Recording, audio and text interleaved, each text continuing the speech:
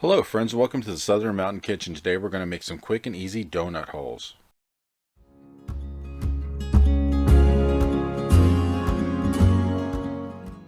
So what you're seeing on my counter plus some oil is all you're going to need to make these. So basically these are about 5 ingredients and they're so easy to make and they taste great. So let's get started.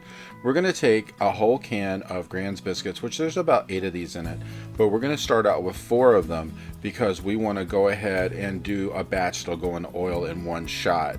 Because if you do all 8 of these, you can't get them in at the same time, so it's better to do them in 2 runs.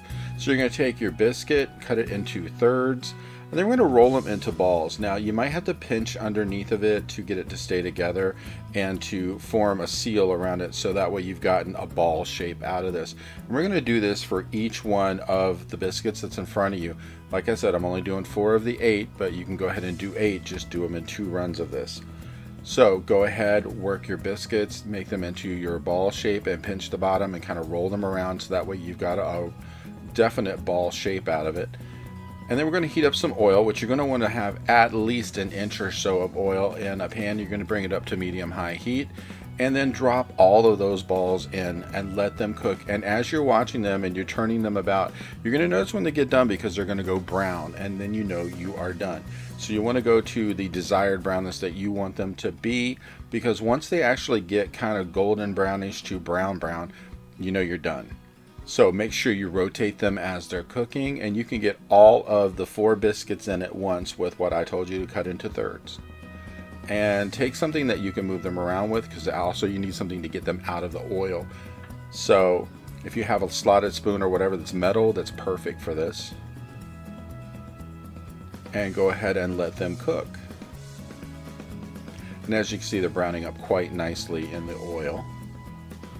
And once they're done, you're going to have to put these on a wired rack for them to cool, because you want the oil to drip off of them, but you also want them to cool down before you try putting icing on, because otherwise your icing is going to run right off of them. And you're going to make your own icing with this, because that's part of 3 of the ingredients, and this is so easy to do, and it amazes me how easy it is to make icing for a donut, because the glaze mix that I'm doing here, it's so easy. So you're going to take a cup of powdered sugar.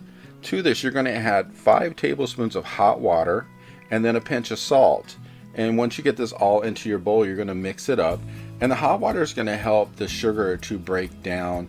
And as you stir it, you're going to get it into an even pasty look to it, because you don't want any lumps or any hard pieces of sugar or anything that's like large quantities that are dry.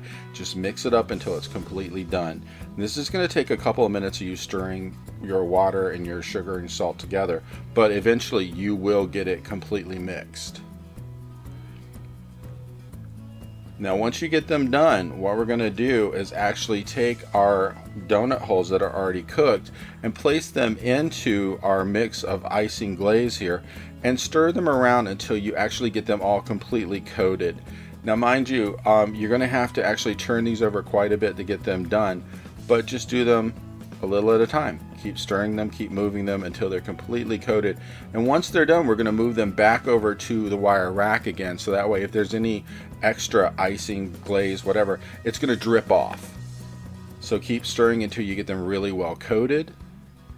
And then we're going to remove them from the bowl and let them sit until they actually have their glaze harden up a bit.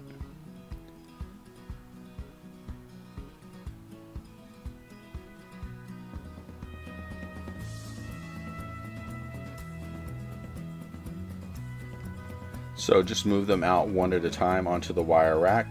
And once you notice that your glaze is set up, these are ready to eat. And they have such a great taste. And as you can see, they're really quick, they're really easy, and this is just a great treat if you just want something really quick to make. I hope you liked this recipe. If you did, please like and subscribe. And if you get a chance, check out my cookbooks, which are available on Amazon and in bookstores worldwide. The first is all about everyday cooking. The second is all about baking. Have a great day.